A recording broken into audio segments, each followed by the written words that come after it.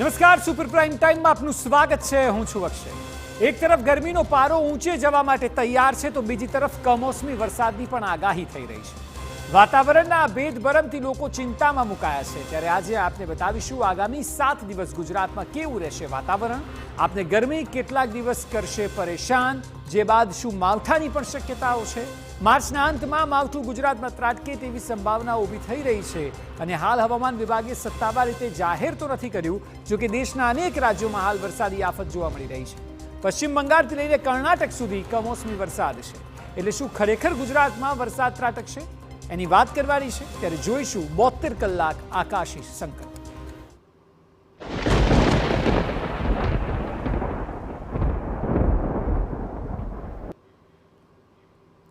તો સૌથી પહેલા કમોસમી વરસાદની જે શક્યતાઓ ઊભી થઈ રહી છે તેની વાત કરી લઈએ।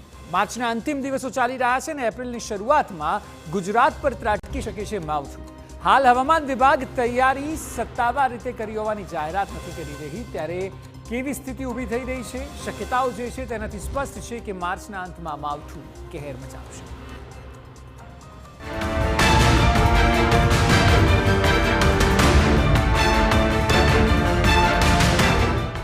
બોતેર કલાક આકાશી સંકટ।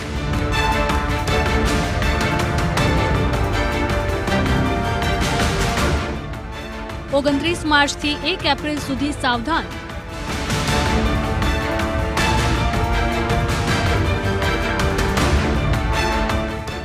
કચ્છથી લઈને સૌરાષ્ટ્ર,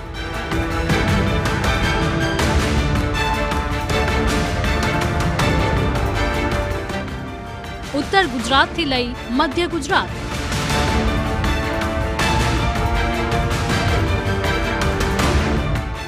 માર્ચના અંતમાં આવશે મુશ્કેલી। હાલ તો આકાશ તપી રહ્યું છે, અલગ અલગ શહેરોમાં ગરમીનો પારો વધી રહ્યો છે। જો કે માર્ચના અંતમાં વાતાવરણમાં પલટો આવશે અને સતત 3 દિવસ સુધી રાજ્યના અનેક જિલ્લામાં કમોસમી વરસાદ થઈ શકે છે।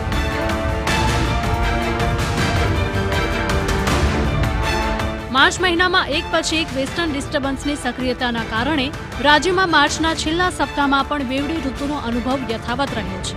ત્યારે હવામાન વિભાગે આગામી દિવસોમાં કમોસમી વરસાદ પડવાની આગાહી કરી છે।